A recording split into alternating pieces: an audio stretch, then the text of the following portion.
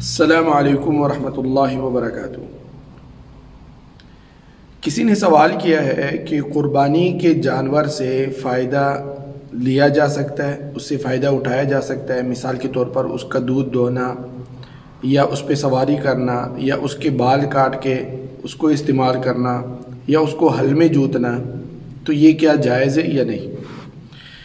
دیکھیں، اس سوال کا جواب یہ ہے کہ قربانی کا جانور کچھ دن پہلے لے کر اس کو پالنا اور پھر قربان کرنا یہ زیادہ افضل ہے، لیکن اس دوران اگر جانور کے تھنوں میں دودھ ہے تو اس کو دوہا نہیں جا سکتا، اس کو استعمال نہیں کیا جا سکتا، اور اگر دودھ دوہ لیا اور اس کو استعمال کر لیا تو جتنے مقدار میں دودھ اس کا لیا ہے اسی کے بقدر اس کی قیمت صدقہ کرنا ہوگی، یا اگر دودھ دوہ لیا ہے، اس کے تنوں میں درد وغیرہ ہے تو پھر اس دودھ کو کسی فقراء وغیرہ میں تقسیم کیا جائے۔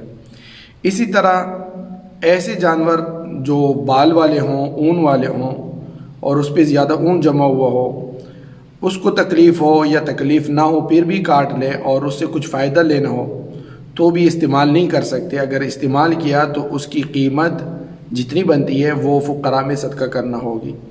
اسی طرح قربانی کے جانور پر سواری بھی نہیں کر سکتے، جیسے بیل، بینسا وغیرہ، اس پر لوگ سواری بھی کر لیتے ہیں، اس کو گاڑی میں بھی لگا لیتے ہیں۔ اسی طرح اس کو ہل میں بھی نہیں جوت سکتے، اس سے فائدہ نہیں لے سکتے۔ اب یہ اللہ کے لیے ہے اور اس کا جو کچھ بھی ہے وہ اللہ کا ہے اور اس کو ہم نے اللہ کے لیے قربان کرنا ہے۔ اور اسی طرح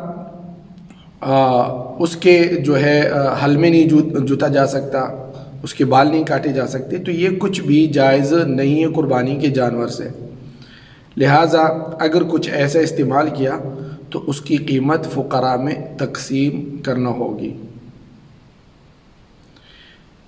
ویڈیو دیکھنے کا شکریہ۔ السلام علیکم ورحمۃ اللہ وبرکاتہ۔